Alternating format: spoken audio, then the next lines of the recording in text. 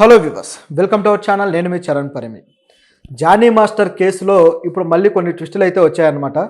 Johnny master మీద ఈ విధంగా ఆ అమ్మాయి ఆయన అసిస్టెంట్ కేసు పెట్టడానికి కారణం ఒక స్టార్ హీరో అని చెప్పేసి వార్తలు అయితే వస్తున్నాయి.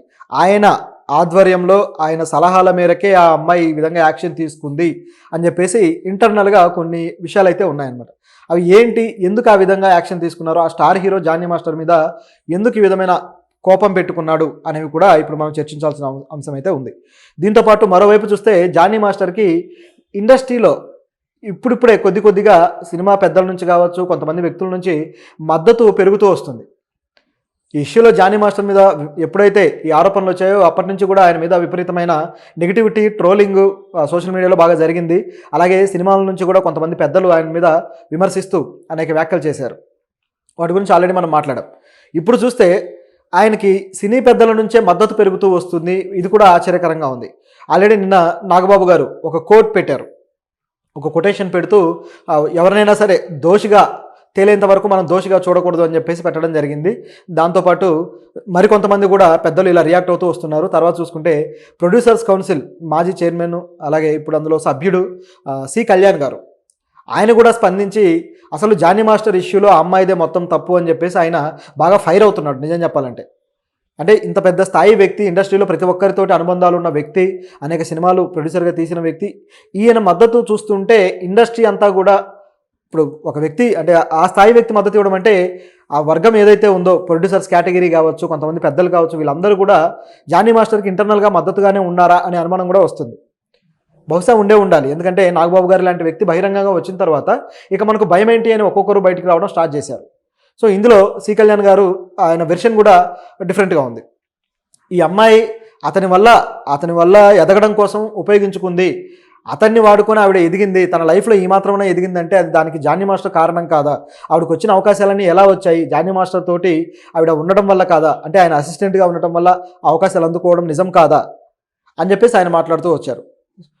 అది కూడా కొంతవరకు వాస్తవమే. ఎందుకంటే అవకాశాలు మనం ఎక్కడో ఉన్నప్పుడు మట్టిలో మాణిక్యంలాగా గుర్తించి బయటకు తీసే వాళ్ళు ఒకరు కావాలి. మనకి ఎంత టాలెంట్ ఉన్నా మనల్ని లిఫ్ట్ చేసే వాళ్ళు కావాలి. అటువంటి లిఫ్టింగ్ హ్యాండ్గా జానీ మాస్టర్ గారు పనికొచ్చారని చెప్పాలి నిజానికి. అయితే ఆవిడ ఆయన నుంచి విడిపోయినాక 1.5 year గ్యాప్ వచ్చిన తర్వాత ఎందుకు ఇట్లా చెప్పాల్సి వచ్చింది? మరి ఇంతకాలం అనుబంధంలో ఎందుకు ఆవిడ రియాక్ట్ అవ్వలేదు? పైగా ఆవిడకి సినిమా ఇండస్ట్రీ అవకాశం, హీరోయిన్ అవకాశం కూడా ఇచ్చారు కదా. ఇట్లా రకరకాలుగా కొన్ని వాదనలు అయితే ఆయన చేస్తూ వచ్చారు. ఇవన్నీ కూడా బలమైనవి, కరెక్ట్గా నిరూపణకి నిలబడేవి. ఇది ఒకవైపు యాంగిల్ అయితే, మరోవైపు చూస్తే జానీ మాస్టర్ గారి వైఫ్ కూడా, ఆవిడ కూడా భారీ స్థాయిలో ఆవిడ మీద కౌంటర్లు వేస్తూ వచ్చారు. ఆ వైఫ్ ఏమంటున్నారంటే, యాక్చువల్గా ఆవిడ పేరు సుమలత.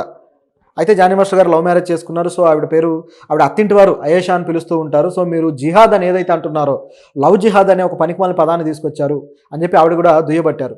నా పేరుని మా అత్తింటి వాళ్ళ అయేషా అన్నా సరే, నా భర్త నాకు ఏ ఆంక్షలు పెట్టలేదు, నేను బుర్కా కూడా ధరించను, అలాగే బయటికి నా పుట్టింటికి వెళ్ళినప్పుడు కూడా అక్కడ ఈ పండుగలు, హిందువుల పండుగలు కావచ్చు, సంస్కృతి కావచ్చు, ఇదంతా కూడా నేను ఆచరిస్తాను అని చెప్పేసి ఆవిడ అన్నారు. నిజానికి ఇటువంటి ప్రేమ వివాహాల్లో ఈ పేర్లు మార్చడాలు, లేకపోతే సంస్కృతిని మార్చడాలు లాంటి పురాతన సాంప్రదాయ పద్ధతులు కొన్ని ఉంటాయి. అంటే వాళ్ళ ఇంట్లోకి వచ్చే వ్యక్తి వాళ్ళకు నచ్చినట్టే ఉండాలని చెప్పేసి కావాలని ఇలాంటివన్నీ అప్లై చేస్తూ ఒక పనికిమాలిన పద్ధతి చూపిస్తూ ఉంటారనమాట.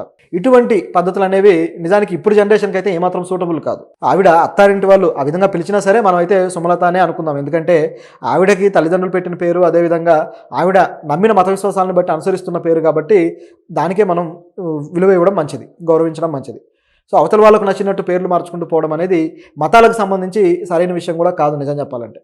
సరే, ఇదొక యాంగిల్ అయితే, ఈవిడ ఈ విధంగా రియాక్ట్ అవుతా అసలు ఆ అమ్మాయి క్యారెక్టరే మంచిది కాదు, జానీ మాస్టర్ తోటి ఎప్పుడూ కూడా ఆయనకు దగ్గర అవ్వాలని చెప్పేసి, లేకపోతే సెట్లో కూడా ప్రాక్టీస్లో కావచ్చు, ఇక్కడ ఆయన మాటికి తగులుతూ తాకుతూ ఆయన ఫోకస్లో ఉండడానికి ఆవిడ ప్రయత్నిస్తూ వస్తుంటారు అని చెప్పేసి ఆరోపణలు చేసింది.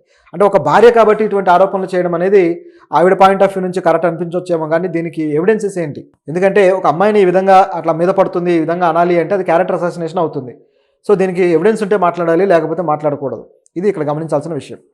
అయితే తోటి డాన్సర్లు కూడా వదినమ్మాయి ఎందుకు ఈవిడ ఈ విధంగా బిహేవ్ చేస్తుంది అన్నతోటి అని చెప్పేసి ఫోన్ చేసి చెప్తారట. సో ఇట్లా ఆవిడ చెప్తూ వచ్చారు. అలాగే ఆవిడ మదర్ని కూడా, ఆ అమ్మాయి ఎవరైతే ఉన్నారో, ఐ థింక్ శ్రేష్ఠి శర్మ అనుకుంటా అమ్మాయి పేరు, ఆ అమ్మాయి మదర్ ఎవరైతే ఉన్నారో ఈవిడ ఆ అమ్మాయిని కావాలని చెడగొడుతూ వస్తుంది. పెద్ద వాళ్ళ ఆఫీసులకు వెళ్ళాలన్నప్పుడు చిన్న డ్రెస్సులు వేసుకొని వెళ్ళు, అట్రాక్టివ్గా కనపడమని ఆవిడ చెబుతూ ఉంటుంది అని చెప్పేసి జానీ మాస్టర్ వైఫ్ ఆ అమ్మాయి మీద ఇటువంటి ఆరోపణలు చేస్తున్నారు. ఇవి వినటానికి కూడా కొద్దిగా ఇబ్బందికరంగా ఉన్నాయి. ఒక తల్లి అంటే కూతుర్ని ఈ విధంగా వెళ్ళు, ఈ విధంగా బిహేవ్ చేయని చెప్పడం అనేది కాస్త నమ్మశక్యంగా లేదు. అలాగే అవకాశాల కోసం ఇట్లా దిగజారుడు ప్రవర్తన ఉంటుందా అన్న డౌట్ కూడా వస్తుంది. కాబట్టి ఇది ఆవిడ కేవలం ఆరోపణలుగా చేస్తే సరిపోదు, ఏదైనా ఆధారం ఉంటే మాట్లాడాలి, లేకపోతే లేదు. ఇది ఇక్కడ గమనించాల్సిన విషయం. సరే, ఇదొక పక్కన పెడితే ఇప్పుడు ఇందులో అసలైన విషయం ఏంటంటే జానీ మాస్టర్ని ఈ విధంగా ఇరికించడానికి ఒక హీరో ఈ విధంగా ప్రయత్నించాడు, ఒక హీరో వల్లనే ఈయన ఇరుక్కున్నాడు అనేది వార్త. ఎవరా హీరో ఏంటంటే గతంలో జానీ మాస్టర్ ఒక పెద్ద హీరో సినిమాకి డ్యాన్స్ మాస్టర్గా పనిచేశాడు. ఆ హీరో పేరు మనం చెప్పుకోలేము, కాకపోతే మీకు అర్థమైనంత అర్థం చేసుకోండి అది. సో ఆ హీరోకి పనిచేస్తున్నప్పుడు జానీ మాస్టర్ అసిస్టెంట్గా ఈవిడ కూడా ఉన్నారు. ఇప్పుడు ఎవరైతే కంప్లైంట్ ఇచ్చారో ఆ అమ్మాయి.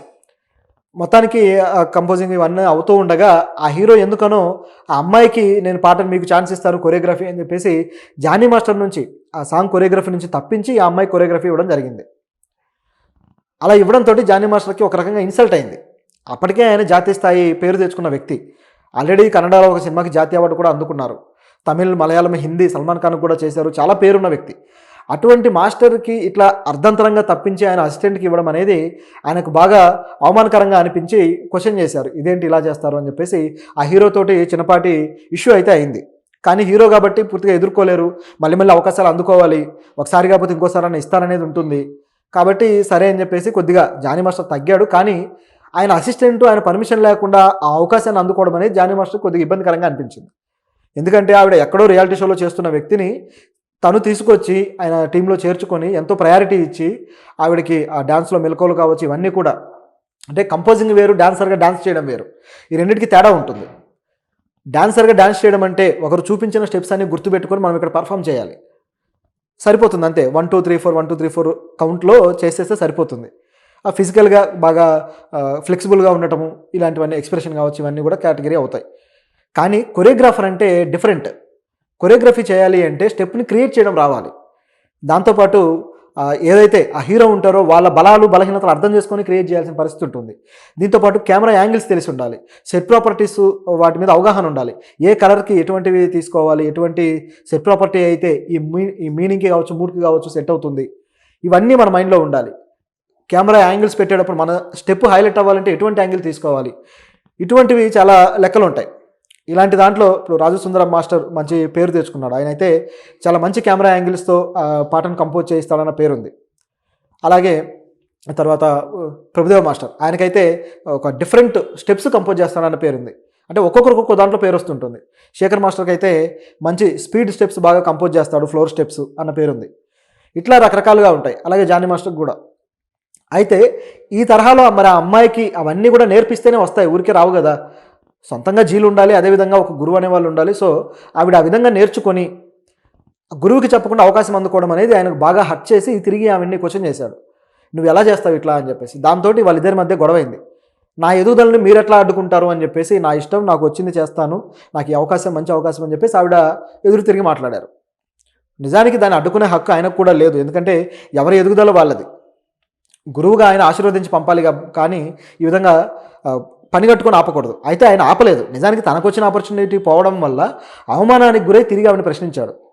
నిజానికి ఆవిడ ఇది మా మాస్టర్ అవకాశం కదా, అట్లా ఆయన్ను తీసేయడం సరైంది కాదు, మా మాస్టర్ని అవగౌరవపరిచినట్టు, కాబట్టి నేను చేయను అని ఉంటే ఇంకా హుందాగా ఉండేది. కానీ ఆవిడ వచ్చిందే అవకాశం అని చెప్పేసి అందుకున్నారు. దాంతో ఒకసారిగా తిరగబడింది అనమాట సీను. ఆ ఇద్దరి మధ్య గొడవ జరిగింది. ఈ గొడవ పెద్దదైన తర్వాత అది మనసులో పెట్టుకుంది. అలాగే జానీ మాస్టర్ అప్పటికే ఏదైతే ఈ అసోసియేషన్ ఉందో దీనికి అధ్యక్షుడిగా ఉన్నాడు. సో ఆవిడ ఆరోపించినట్టుగానే కొంతవరకు ఆవిడ అవకాశాలు అయితే కట్ చేయడానికి ప్రయత్నించిన మాట కొంతవరకు వాస్తవంగానే కనపడుతుంది. ఎందుకంటే ఆయన ఉన్న పొజిషన్ అలాంటిది. ప్రతి డాన్సర్కి సంబంధించిన ఏవైతే ప్రాబ్లమ్స్ ఉంటాయో దానికి సంబంధించి ఆయనే రియాక్ట్ అవ్వాల్సిన పొజిషన్లో ఉన్నాడు. అలాగే డాన్సర్స్కి సంబంధించిన ఆపర్చునిటీస్, వాటిలో వివాదాలు ఏమన్నా ఉంటే అందులో కూడా ఆయనే వెళ్ళి సాల్వ్ చేయాల్సిన పొజిషన్లో ఆయన ఉన్నాడు. కాబట్టి ఆవిడకి వచ్చే అవకాశాలని కంట్రోల్ చేయగలిగే శక్తి ఆయనకుంది, అవకాశాలు ఇప్పించే శక్తి కూడా ఆయనకుంది. సో ఈ పరిస్థితుల్లో ఆవిడ ఆరోపణలు కూడా కొంతవరకు నిజమనుకోవాలి. కాబట్టే ఇక లాభం లేదు, ఆ జానీ మాస్టర్కి ఏదో విధంగా డ్యామేజ్ చేయాలి అని డిసైడ్ అయ్యి మరి దీని వెనకాల ఆ హీరో సలహాలు ఆవిడ తీసుకున్నారా, ఆ హీరో సలహాల మీదనే నడిచారా అనేది కూడా తెలియాల్సి ఉంది. ఎందుకంటే వెనకాల పెద్ద వ్యక్తులు లేకుండా ఇంత పెద్ద స్టెప్ తీసుకోవడం అనేది జరగదు. ఇప్పుడు జానీ మాస్టర్ జైలు పాలయ్యాడు. సో ఇలాంటి జరగాలి అంటే వెనకాల పెద్ద సంగతులు జరిగాయి అనేది వార్త. ఎందుకంటే జనసేన నుంచి వచ్చే రియాక్షన్ కూడా అదే విధంగా ఉన్నాయి. సో ఇది ఇక్కడ జరిగింది. బహుశా నాగబాబు గారికి ఆ హీరో ఎవరు ఏంటనేది ఫుల్గా తెలిసి ఉండాలి. లేకపోతే ఆయన ట్వీట్ల మీద ట్వీట్లు ఈ విధంగా చేయడు. మనోజ్ గారు కూడా రియాక్ట్ అయ్యాడు. మనోజ్ రియాక్ట్ అయ్యి జానీ మాస్టర్ ఇటువంటి తప్పు చేస్తాడని నేను అనుకోవట్లేదు. జానీ మాస్టర్ ఎంతో కష్టపడి కింది స్థాయి నుంచి పైకి వచ్చాడు.